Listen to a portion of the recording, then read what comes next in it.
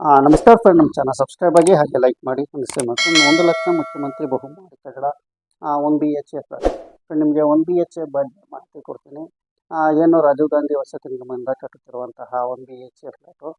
Friend, ಇಲ್ಲಿ ಸಾಕಷ್ಟು ಜನ ಹೊಸದಾಗಿ ತಾಳುವಂಥವ್ರು, ಸಾಕಷ್ಟು ಜನ ಸಹ ಇದ್ರ 1 BHA ಫ್ಲಾಟ್ ಬಗ್ಗೆ ನಮಗೆ ರೇಟ್ ಎಷ್ಟಾಗುತ್ತೆ ಸರ್ 1 BHA ಫ್ಲಾಟು ನಾವು ತಗೊಬೇಕು ಅಂತ ಇದ್ದೀವಿ, ದಯವಿಟ್ಟು ಇದ್ರ ಬಗ್ಗೆ ನಮಗೆ ಸ್ವಲ್ಪ ರೇಟ್ ಬಗ್ಗೆ ಮಾಹಿತಿ ಕೊಡಿ ಅಂತ ಇಲ್ಲಿ ಸಾಕಷ್ಟು ಜನ ಕೇಳ್ತಾ ಇದ್ದೀವಿ. ಯಾಕೆಂದರೆ ನನಗೆ ಹೊಸ ಸಬ್ಸ್ಕ್ರೈಬರ್ ಆದಾಗ ಇಂಥ ವಿಷಯಗಳು ಅವ್ರು ಕೇಳ್ತಾರೆ. ಹಾಗಾಗಿ ನಾನು ವಿಷಯ ನಿಮಗೆ ತಿಳಿಸ್ತೀನಿ. 1 BHA ಫ್ಲ್ಯಾಟು ಈಗ ಹೊಸ ದರದಲ್ಲಿ ಎಷ್ಟು ಅಮೌಂಟ್ ಆಗುತ್ತೆ ಮತ್ತು ಎಷ್ಟು ನೀವು ಕಟ್ಟಬೇಕಾಗುತ್ತೆ, ಇಲ್ಲಿ ಬ್ಯಾಂಕು ಪ್ರೊಸೆಸ್ ಎಷ್ಟು ನಿಮಗೆ ಲೋನು ಕೊಡ್ತಾರೆ ಅಂತ ನಿಮಗೆ ಸಹ ಹೇಳ್ಕೊಡ್ತೀನಿ. ವಿಡಿಯೋ ಸ್ಕಿಪ್ ಮಾಡಬೇಡಿ. ಸಿಂಪಲಾಗಿ ನಿಮಗೆ 1 BHA ಫ್ಲ್ಯಾಟ್ ರೇಟ್ ಬಗ್ಗೆ ನಿಮಗೆ ತಿಳಿಸ್ಕೊಡ್ತೀನಿ. ಫ್ರೆಂಡ್, ಅರ್ಜಿ ಹಾಕೋದು ಸಾಕಷ್ಟು ಅರ್ಜಿ ಹಾಕೋದು ಮತ್ತು ಅಲ್ಲಿ ನಾವು ಅರ್ಜಿ ಸಲ್ಲಿಸ್ಬೇಕು, ಇದ್ರ ಬಗ್ಗೆ ಸಂಪೂರ್ಣವಾಗಿ ನಮ್ಮ ವಿಡಿಯೋಗಳಲ್ಲಿ ಸಾಕಷ್ಟು ಇದ್ರ ಬಗ್ಗೆ ಇದೆ. ಯಾಕೆಂದರೆ ಎಲ್ಲ ಹೇಳ್ತಾ ಇದೆ, ಅದಕ್ಕೆ ಸಪ್ರೇಟ್ ವಿಡಿಯೋ ನಾನು ಸಾಕಷ್ಟು ವಿಡಿಯೋಗಳು ಮಾಡಿದ್ದೀನಿ. ನೀವು ಸರ್ಚ್ ಮಾಡಿ ವಿಡಿಯೋ ಅದ್ರ ಬಗ್ಗೆ ಮಾಹಿತಿ ತಗೊಳ್ಳಿ. ಈಗ 1 BHA ಫ್ಲ್ಯಾಟ್ದ ರೇಟ್ ಬಗ್ಗೆ ನಿಮಗೆ ತಿಳಿಸ್ಕೊಡ್ತೀನಿ. ನೋಡಿ ಫ್ರೆಂಡ್, ಇದು ಸುಮಾರು ಒಂದು 5 ವರ್ಷದಿಂದ 1 BHA ಫ್ಲ್ಯಾಟು 1918ರಿಂದ 1 BHA ಫ್ಲ್ಯಾಟ್ ಕಟ್ತಾ ಇದ್ದಾರೆ. ಬಟ್ ಆನ್ಲೈನ್ ಅರ್ಜಿ ಸುಮಾರು ಒಂದು 3 ವರ್ಷದಿಂದ ಇದು ಬಿಡುಗಡೆ ಮಾಡಿದ್ದಾರೆ. ಸಾಕಷ್ಟು ಕಡೆ ಇಲ್ಲಿ ಬೆಂಗಳೂರು ಸುತ್ತಮುತ್ತ ಕಡೆ ಇದ್ದಾವೆ. ಯಲಹಂಕ ಕ್ಷೇತ್ರ ಆಗಿರ್ಬೋದು, ಯಶವಂತಪುರ ಕ್ಷೇತ್ರ ಆಗಿರ್ಬೋದು, ದಾಸರಳ್ಳಿ ಕ್ಷೇತ್ರ ಆಗಿರ್ಬೋದು, ದಕ್ಷಿಣ ವಲಯದಲ್ಲಿ ತಾವರೆಕೆರೆ ಸೈಡು ಮತ್ತು ಎಲೆಕ್ಟ್ರಾನ್ ಸಿಟಿ ಸೈಡ್, ಇಲ್ಲಿ ನಮ್ಮ ಸುತ್ತಮುತ್ತ ಎಲ್ಲ ಕಡೆಯೂ ಸಹ ಬೆಂಗಳೂರಿನಲ್ಲಿ ಇಷ್ಟಿಷ್ಟು ಏರಿಕೆ ಇಷ್ಟು ಅಂತ ಇಲ್ಲಿ ಕೊಟ್ಟಿರ್ತಾರೆ. ಫ್ರೆಂಡ್, ಈಗ 1 BHA ಫ್ಲ್ಯಾಟ್ ಬಗ್ಗೆ ರೇಟ್ ಬಗ್ಗೆ ನೀವು ಕೇಳ್ತಾ ಇದ್ದಾರೆ. ನೋಡಿ, 1 BHA ಫ್ಲ್ಯಾಟು ಏನು ರಾಜ್ಯ ಸರ್ಕಾರ ಇಲ್ಲಿ 14 ಫ್ಲೋರು ಮತ್ತು G+3 ಮತ್ತು 8 ಫ್ಲೋರ್ಗಳಲ್ಲಿ ಇಲ್ಲಿ ಮಾದರಿ ರೂಪದಲ್ಲಿ ಕಟ್ತಿರುವುದು. ಇತ್ತೀಚಿನ ದಿನಗಳಲ್ಲಿ G+3 ಹಂತದಲ್ಲೇ ಜಾಸ್ತಿ ನಿರ್ಮಾಣ ಆಗ್ತಾ ಇದೆ. ಯಾಕೆಂದರೆ ಎಸ್ಪಾಲ್ಟಿನೋ 18 ಫ್ಲೋರ್ಗಳಿಗೆ ಖರ್ಚು ಜಾಸ್ತಿ ಬರುತ್ತೆ, ಲಿಫ್ಟ್ಗಳು ಹಾಕಬೇಕು, ಈ ಥರ ಹಾಕಬೇಕು, ಖರ್ಚುಗಳು ಜಾಸ್ತಿ ಆಗ್ಬಿಟ್ಟು ಈಗ G+3 ಹಂತದಲ್ಲಿ ನಿರ್ಮಾಣ ಆಗ್ತಾ ಇರೋದು. ಈಗ ಸದ್ಯಕ್ಕೆ ನಿಮಗೆ ರೇಟ್ ಬಗ್ಗೆ ನಿಮಗೆ ಮಾಹಿತಿ ಕೊಡ್ತೀನಿ ಎಷ್ಟು ಅಂತ ನಾನು ಹೇಳಲ್ಲ. ನೋಡಿ ಫ್ರೆಂಡ್, ಮೊದಲಿಗೆ ಏನು ನೀವು ರೇಟ್ ಬಗ್ಗೆ ಈಗ ಹಳಬರಿಗೆ ಈ ಸರ್ಕಾರ 1 ಲಕ್ಷ ರೂಪಾಯಿ ಕಮ್ಮಿ ಮಾಡಿದೆ. ಇತ್ತೀಚಿನ ದಿನಗಳಲ್ಲಿ ಏನು 12 ಲಕ್ಷ ಚಿಲ್ಲರೆ ಜನರಿಗೆ 1 ಲಕ್ಷ ರೂಪಾಯಿ ಕಮ್ಮಿ ಮಾಡಿದೆ. ಅದು ಬಗ್ಗೆ ಮತ್ತು ಹಳಬರು ಸಹ ಕಮ್ಮಿ ಆಗಿಲ್ವಾ ಅಂತ ಕೇಳ್ತಾರೆ. ಹಾಗಾಗಿ ನಿಮಗೆ ಮುಂಚೆ ಹೇಳ್ತೀನಿ. ಈಗ ಸದ್ಯಕ್ಕೆ ಹೊಸ ದರ, ನೀವು ಹೊಸದಾಗಿ ಅರ್ಜಿ ಹಾಕಂತರಿಗೆ ವಿಷಯ ನಿಮಗೆ ತಿಳಿಸ್ತಾ ಇದ್ದೀನಿ. ನೀವು ನಿಮ್ಮ ಮನೆ ಕೇಳಿರ್ತೀರ, ಕಮೆಂಟಲ್ಲಿ ಕೇಳ್ತಾ ಇದ್ದೀರಾ, ಸರ್ ನಮಗೆ 1 BHA ಫ್ಲ್ಯಾಟ್ ನಾವು ಕಾಣ್ತಾ ಇದ್ದೀವಿ. ಈಗ ನೀವು ಅರ್ಜಿ ಹಾಕ್ತಾ ಇದ್ದಾರಲ್ಲ, ಸುಮಾರು 2 ಮಂತ್ಸು 3 ಮಂತ್ಸು ಇರೋರ್ಗೂ ಸಹ ಇದು ಅನ್ವಯಿಸುತ್ತೆ. ಸದ್ಯಕ್ಕೆ ಇನ್ನೂ ಆಟೋ ಅಂತಾರೆ ಯಾರೇ ಇದ್ದರೂ ಸಹ ನಿಮಗೆ ಈ ದರ ಅನ್ವಯಿಸುತ್ತೆ ಅಂತ ನಿಮಗೆ ತಿಳಿಸ್ಕೊಡ್ತೀನಿ. ನೋಡಿ ಫ್ರೆಂಡು, ಮತ್ತು ನಿಮಗೆ ಹೇಳೋದಿಷ್ಟೇ. ಈಗ ಏನು ಟೋಟಲು 1 BHA ಫ್ಲ್ಯಾಟು ರೇಟ್ ದರ 11,20,000 ರೂಪಾಯಿ ರೇಟ್ ದರ ಆಗಿರುತ್ತೆ. ನಿಮಗೆ 11,20,000 ರೂಪಾಯಿ ನಿಗದಿತ ಪಡಿಸಿದ್ದೀವಿ ಈಗ ಸದ್ಯಕ್ಕೆ. ಮತ್ತು ಅದಕ್ಕೆ ಮೀಟ್ರ್ ಚಾರ್ಜಸ್ ಅಂತ ನಿಮ್ಮ ಮನೆಗಳಿಗೆ ಏನು ನೀವು ಫ್ಲ್ಯಾಟ್ಗಳು ತಗೊಂಡಿರ್ತಿರಲ್ಲ, ನಿಮ್ಮ ಫ್ಲ್ಯಾಟ್ ಬಗ್ಗೆ ಮೀಟ್ರ್ ಕೂಡಿಸೋಕ್ಕೆ ಇಲ್ಲಿ ಮೀಟ್ರ್ ಚಾರ್ಜಸ್ ಅಂತ 3,000 ರೂಪಾಯಿ ಎಕ್ಸ್ಟ್ರಾ ಹಾಕ್ತಾರೆ. ಅಲ್ಲಿ ಟೋಟಲ್ಗೆ 11,23,000 ರೂಪಾಯಿ. ಫ್ರೆಂಡ್, ಈಗ SC STಗೆ ಎಷ್ಟು, ಜನರಲ್ ಕ್ಯಾಟಗರಿಗೆ ಎಷ್ಟು ಅಂತ ನಿಮಗೆ ಡೀಟೇಲ್ಸ್ ಆಗಿ ನಿಮಗೆ ಕೊಡ್ತೀನಿ. ಏನು ಫ್ರೆಂಡ್, ಇಲ್ಲಿ ಒಟ್ಟಿಗೆ ಇಲ್ಲಿ ಟೋಟಲು ನಿಮಗೆ 11,20,000 ರೂಪಾಯಿ. ಕೇಂದ್ರ ಸರ್ಕಾರದಿಂದ ನಿಮಗೆ ಸಬ್ಸಿಡಿ ಎಷ್ಟು ಸಿಗುತ್ತೆ, ಇದರಲ್ಲಿ ರಾಜ್ಯ ಸರ್ಕಾರದಿಂದ ಸಬ್ಸಿಡಿ ಎಷ್ಟು ಸಿಗುತ್ತೆ ನಿಮಗೆ, ಇದನ್ನು ಸಹ ನಿಮಗೆ ತೋರಿಸ್ತೀನಿ. ಟೋಟಲಿ 11,20,000 ನಿಮಗೆ ಆಗಿರುತ್ತೆ. ನೋಡಿ, ಇಲ್ಲಿ ಮೊದಲಿಗೆ ನಾನು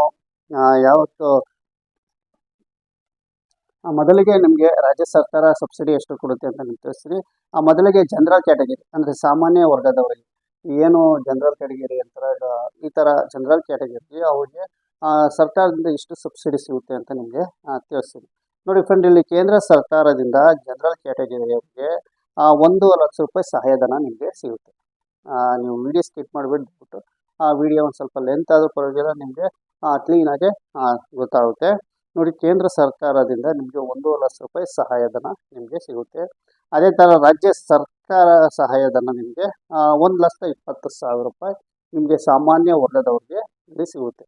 ಅಂದರೆ ಕೇಂದ್ರ ಸರ್ಕಾರದಿಂದ 1 ಲಕ್ಷ ಮತ್ತು ರಾಜ್ಯ ಸರ್ಕಾರದಿಂದ 1,20,000 ರೂಪಾಯಿ ನಿಮಗೆ ಟೋಟಲ್ ಇಲ್ಲಿ ಸಿಗುತ್ತೆ. ಫ್ರೆಂಡ್, ಇಲ್ಲಿ ಟೋಟಲ್ ನಿಮಗೆ ರಾಜ್ಯ ಸರ್ಕಾರ, ಕೇಂದ್ರ ಸರ್ಕಾರ ಜನರಲ್ ಕ್ಯಾಟಗರಿಗೆ 2,70,000 ರೂಪಾಯಿ ಸಬ್ಸಿಡಿ ನಿಮಗೆ ಇಲ್ಲಿ ಸಿಗುತ್ತೆ. 11,20,000ರಲ್ಲಿ 2 ಲಕ್ಷ ಸಬ್ಸಿಡಿ ನಿಮಗೆ ಇಲ್ಲಿ ಸಿಗುತ್ತೆ. 2,70,000 ನಿಮಗೆ ಸಬ್ಸಿಡಿ ಸಿಗುತ್ತೆ. ಫ್ರೆಂಡ್ ಈಗ 11,20,000ದಲ್ಲಿ ಆ ಸಬ್ಸಿಡಿ 2,70,000 ನಿಮಗೆ ಕಳೆದ್ರೆ ನೀವು ಕಟ್ಟಬೇಕಾಗಿರೋದು ಇನ್ನು 8,53,000 ನೀವು ಪೇ ಮಾಡಬೇಕಾಗುತ್ತೆ. ಫ್ರೆಂಡ್ ನೀವೇನಾರ ಅರ್ಜಿ ಹಾಕಿದ್ರಿ, ಸದ್ಯಕ್ಕೆ ಈಗ ಹಾಕ್ತೀರಾ, ಒಂದು 50,000 ಪೇ ಮಾಡಿ ಬುಕ್ ಮಾಡ್ತೀರಾ, ಇದರಲ್ಲಿ ನಿಮಗೆ 50,000 ಮೈನಸ್ ಆಗುತ್ತೆ. ಮಿಕ್ಕಿತನ ನೀವು 8,03,000 ಕಟ್ಟಬೇಕಾಗುತ್ತೆ. ಹೊಸದಾಗಿ ಅರ್ಜಿ ಹಾಕಿರೋರು, ಮತ್ತೆ ಇನ್ನೊಂದ್ಸರಿ ಹೇಳ್ತಾ ಇದ್ದೀನಿ ಹಳಬ್ರಿಗೆಲ್ಲ, ಹೊಸದಾಗಿ ಅರ್ಜಿ ಹಾಕೋ ಅಂಥವ್ರಿಗೆ ಮತ್ತು ಇತ್ತೀಚಿನ ದಿನಗಳಲ್ಲಿ ಹಾಕಿರೋ ಅಂಥವ್ರಿಗೆ ನಿಮಗೆ ಇದು ಅನ್ವಯಿಸಿದೆ. ಜನರಲ್ ಕ್ಯಾಟಗರಿಗೆ 8,53,000 ಇಲ್ಲಿ ಸಬ್ಸಿಡಿ ಹೊರತುಪಡಿಸಿ ನಿಮಗೆ ನಾನು ತಿಳಿಸ್ತಾ ಇದ್ದೀನಿ. ಅದೇ ಥರ ಈಗ SC ಪರಿಶಿಷ್ಟ ಜಾತಿ ಮತ್ತು ಪರಿಶಿಷ್ಟ ಪಂಗಡದವರಿಗೆ ಇಲ್ಲಿ ನೀವು ಎಷ್ಟು ಇವ್ರಿಗೆ ಸಬ್ಸಿಡಿ ಸಿಗುತ್ತೆ ಅಂತ ನೋಡೋದಾದರೆ, ಫ್ರೆಂಡ್ ಇಲ್ಲಿ ಮೊದಲಿಗೆ ಇವ್ರಿಗೂ ಸಹ ಏನು ಫ್ಲ್ಯಾಟಿನ ದರ ಒಂದೇ ಆಗಿರುತ್ತೆ. 11,20,000 ಅವರು ಸಹ ಫ್ಲ್ಯಾಟಿನ ದರ ಒಂದೇ ಆಗಿರುತ್ತೆ. ಮತ್ತು ಇವ್ರಿಗೂ ಸಹ ಮೀಟ್ರಿಂಗ್ ಚಾರ್ಜಸ್ ಅಂತ 3,000 ಇವ್ರಿಗೂ ಸಹ ಇಲ್ಲಿ ಹಾಕಿದ್ದಾರೆ. Friend total 11,23,000. ಇವ್ರಿಗೆ ಸರ್ಕಾರದಿಂದ, ಕೇಂದ್ರ ಸರ್ಕಾರದಿಂದನೂ ಸಹಾಯಧನ 1,50,000 ರೂಪಾಯಿ. ಫ್ರೆಂಡ್ ಇಲ್ಲಿ ಜನರಲ್ ಅವ್ರಿಗೂ 1,50,000 ರೂಪಾಯಿ ಕೊಡುತ್ತೆ. ಮತ್ತು ಪರಿಶಿಷ್ಟ ಜಾತಿ ಪರಿಶಿಷ್ಟ ಪಂಗಡದವ್ರಿಗೂ 1,50,000 ರೂಪಾಯಿ ಇಲ್ಲಿ ಕೇಂದ್ರ ಸರ್ಕಾರದವ್ರು ಕೊಡ್ತಾರೆ. ಆದರೆ ರಾಜ್ಯ ಸರ್ಕಾರದವರು SC ST ಅವರಿಗೆ ಇಲ್ಲಿ ಜಾಸ್ತಿ ಕೊಡ್ತಾ ಇದ್ದಾರೆ. ಫ್ರೆಂಡ್ ಪರಿಶಿಷ್ಟ ಜಾತಿ ಮತ್ತು ಪರಿಶಿಷ್ಟ ಪಂಗಡದವರಿಗೆ ರಾಜ್ಯ ಸರ್ಕಾರ ಇವ್ರಿಗೆ 2,00,000 ರೂಪಾಯಿ ಕೊಡುತ್ತೆ. ಫ್ರೆಂಡ್ ಇಲ್ಲಿ ಕೇಂದ್ರ ಸರ್ಕಾರದಿಂದ 1,50,000 ರೂಪಾಯಿ ಮತ್ತು ರಾಜ್ಯ ಸರ್ಕಾರದಿಂದ 2,00,000 ರೂಪಾಯಿ ಇಲ್ಲಿ ಸಬ್ಸಿಡಿ ಸಿಗುತ್ತೆ. ಟೋಟಲ್ ಇವರಿಗೆ 3,50,000 ರೂಪಾಯಿ ಸಬ್ಸಿಡಿ ಇವರಿಗೆ ಇದರಲ್ಲಿ ಸಿಗುತ್ತೆ ಅಂತ ನಾನು ತಿಳಿಸ್ತೀನಿ. ಫ್ರೆಂಡ್ ಈಗ 11,23,000 ರೂಪಾಯಲ್ಲಿ 3,50,000 ರೂಪಾಯಿ ಸಬ್ಸಿಡಿ ನೀವು ಕಳೆದ್ರೆ, ಹೊರತುಪಡಿಸಿದ್ರೆ ಇವು SC ST ಅಂದರೆ ಪರಿಶಿಷ್ಟ ಜಾತಿ ಮತ್ತು ಪರಿಶಿಷ್ಟ ಪಂಗಡದವರು 7,73,000 ರೂಪಾಯಿ ಇವರು ಕಟ್ಟಬೇಕಾಗುತ್ತೆ. 7,73,000 ರೂಪಾಯಿ ಇವರು ಸಬ್ಸಿಡಿ ಹೊರತುಪಡಿಸಿ ಇವರು ಕಟ್ಟಬೇಕಾಗುತ್ತೆ. ನೋಡಿ ಫ್ರೆಂಡ್, ಇದರಲ್ಲಿ ನೀವು ಇತ್ತೀಚಿನ ದಿನಗಳಲ್ಲಿ ಅರ್ಜಿ ಹಾಕಿರ್ತೀರ ಅಥವಾ ಅರ್ಜಿ ಹಾಕಬೇಕು, 50,000 ರೂಪಾಯಿ ನೀವು ಮೊದಲಿಗೆ ಕಟ್ಟಬೇಕಾಗುತ್ತೆ. ಕಟ್ಟ ನಂತರ ಇದು ನಿಮಗೆ ಮೈನಸ್ ಇಲ್ಲ ಆಗುತ್ತೆ. ಅಂದರೆ ನಿಮಗೆ 50,000 ರೂಪಾಯಿ ಮೈನಸ್ ಆದರೆ ಇನ್ನು 7,20,000 ರೂಪಾಯಿ ನೀವು ಕಟ್ಟಬೇಕಾಗುತ್ತೆ ಅಂತ ನಾನು ತಿಳಿಸ್ತೀನಿ. ಫ್ರೆಂಡ್ ಈಗ ಹೊಸದಾಗಿ 1 BHK ಆಟೋಗೆ ಇದು ನಾನು ತಿಳಿಸ್ತಿರುವಂತಹ ಒಂದು ದರ, ರೇಟಿನ ದರ. ಫ್ರೆಂಡ್ ಇಷ್ಟು ನಿಮಗೆ 1 BHK ತಾಳ ಅಂತರು, ಇತ್ತೀಚೆಗೆ ತಾಳ ಅಂತರು ಕೇಳ್ತಾ ಇದ್ರು, ನಿಮಗೆ ತಿಳಿಸಿಸ್ತಾ ಇದ್ರ ಬಗ್ಗೆ ಅಂತ ನಾನು ಈಗ 1 BHK ಫ್ಲ್ಯಾಟ್ ಬಗ್ಗೆ ನಿಮಗೆ ತಿಳಿಸಿದ್ದೀನಿ ಮತ್ತು ಇದ್ರ ರೇಟ್ ಬಗ್ಗೆ ನಿಮಗೆ ತಿಳಿಸಿದ್ದೀನಿ. ನೀವು ನಿಮ್ಮ ಸ್ವಂತ ದುಡ್ಡಿನಿಂದನೇ ನೀವು ಫ್ಲ್ಯಾಟ್ಗಳು ಕೊಂಡ್ಕೊಂಡಿರೋ ರಿಜಿಸ್ಟ್ರೇಷನ್ ಖರ್ಚು ನೀವೇ ಸಹ ಮಾಡಿಸ್ಕೋಬೇಕಾಗುತ್ತೆ.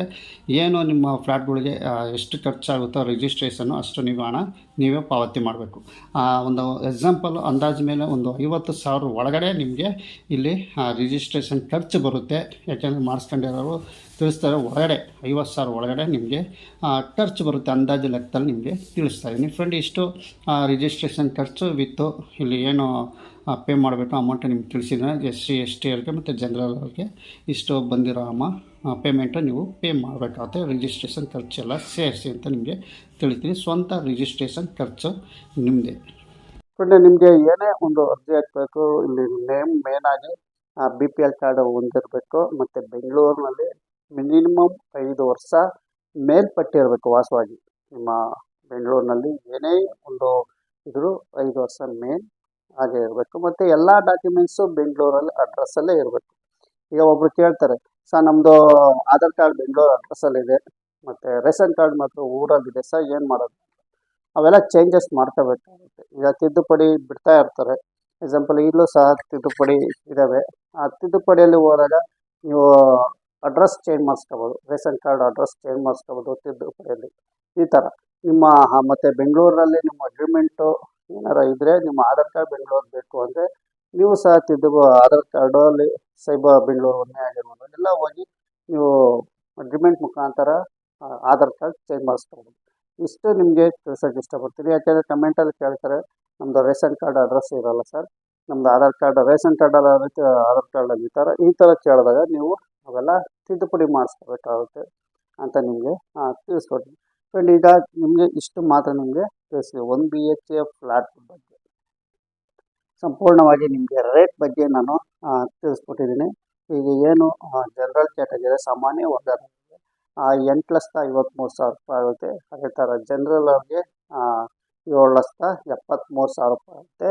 ನೀವು ಕಟ್ಟಿರೋಂಥ ಸಬ್ಸಿಡಿ ಹೊರತುಪಡಿಸಿ ಅಂತ ಹೇಳ್ತೀವಿ ಫ್ರೆಂಡ್. ಈಗ ನೀವು ತಾಳ ಇಷ್ಟ ಇದ್ದರು ನೀವು ಪರ್ಚೇಸ್ ನೋಡ್ಕೊಂಡು ವಿಸಿಟ್ ಮಾಡಿ. ಯಾವುದೇ ಒಂದು ಪ್ರಾಪರ್ಟಿ ನೀವು ತಾಳುವಾಗ ಅದು ಸಾಕಷ್ಟು ದಿನ ಪರಿಶೀಲನೆ ಮಾಡಬೇಕು. ಪರಿಶೀಲನೆ ಮಾಡಿ ನೀವು ಅದು ಕ್ವಾಲಿಟಿ ಇದೆಯೋ ಇಲ್ವೋ, ಅಥವಾ ನಾವು ತಾಂಬಬೇಕೋ ಬೇಡವಾದ ನಿಮ್ಮ ಮನಸ್ಫೂರ್ತಿಯಾಗಿ ನೋಡಿ ನೀವು ಇಷ್ಟ ಆದರೆ ಇಲ್ಲಿ ಚಾಯ್ಸ್ ಮಾಡಿ ನೀವು ತಾಂಬೋದು. ಇಷ್ಟು ಬಿಟ್ಟು ನಾನು ಹೇಳೋದಿಷ್ಟೇ.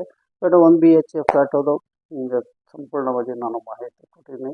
ಇನ್ನು ಸಾಕಷ್ಟು ಜನ 2 BHK ಫ್ಲ್ಯಾಟ್ ಬಗ್ಗೆ ರೇಟ್ ಬಗ್ಗೆ ಕೇಳಿದ್ರು.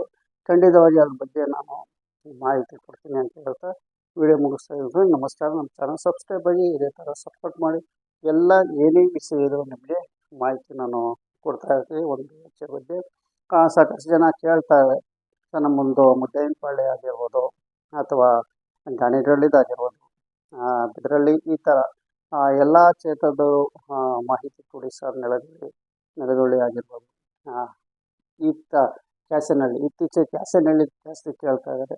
ಇವೆಲ್ಲ ಕ್ಷೇತ್ರದವರು ಕೇಳ್ತಾ ಇದ್ದಾರೆ. ಖಂಡಿತವಾಗಿ ಒಂದೊಂದು ಕ್ಷೇತ್ರದ್ದು ಒಂದೊಂದು ದಿನ ನಾನು ವಿಡಿಯೋ ಮಾಡಿ ಮಾಹಿತಿ ಕೊಡ್ತೀನಿ ಅಂತ ಹೇಳ್ತಾ ವಿಡಿಯೋ ಮುಗಿಸ್ತಾ ಇದ್ದೀನಿ. ನಮ್ಮ ಚಾನಲ್ ಸಬ್ಸ್ಕ್ರೈಬ್ ಆಗಿ ಲೈಕ್ ಮಾಡಿ ಶೇರ್ ಮಾಡಿ. ನಮಸ್ಕಾರ. ಇನ್ನೊಂದು ವಿಷಯ ನಿಮಗೆ ತಿಳಿಸೋಕೆ ಇಷ್ಟಪಡ್ತೀನಿ ಫ್ರೆಂಡ್. ಇತ್ತೀಚಿನ ದಿನಗಳಲ್ಲಿ ಸಾಕಷ್ಟು ಜನ ಏನು ಹೊಸದಾಗಿ ರಿಜಿಸ್ಟ್ರೇಷನ್ ಕರೆದಿರುವಂಥ ಜಾಗಗಳ ವಿಡಿಯೋ ಮಾಡಿ ಅವ್ರನ್ನ ಮಾತಾಡಿಸಿ ಅಂತ ಕೇಳಿದ್ದೀರ. ಖಂಡಿತವಾಗಿ ಅಲ್ಲಿರೋ ವಾಸವಾಗಿರುವಂಥ ಜನಗಳ ಹತ್ರ ನಾನು ವಿಸಿಟ್ ಮಾಡಿ ವಿಡಿಯೋ ಮುಖಾಂತರ ನಾನು ಮಾತಾಡ್ತೀನಿ ಅಂತ ಹೇಳ್ತಾ ವಿಡಿಯೋ ಮುಗಿಸ್ತಾ ಇದ್ದೀನಿ. ನಮಸ್ಕಾರ.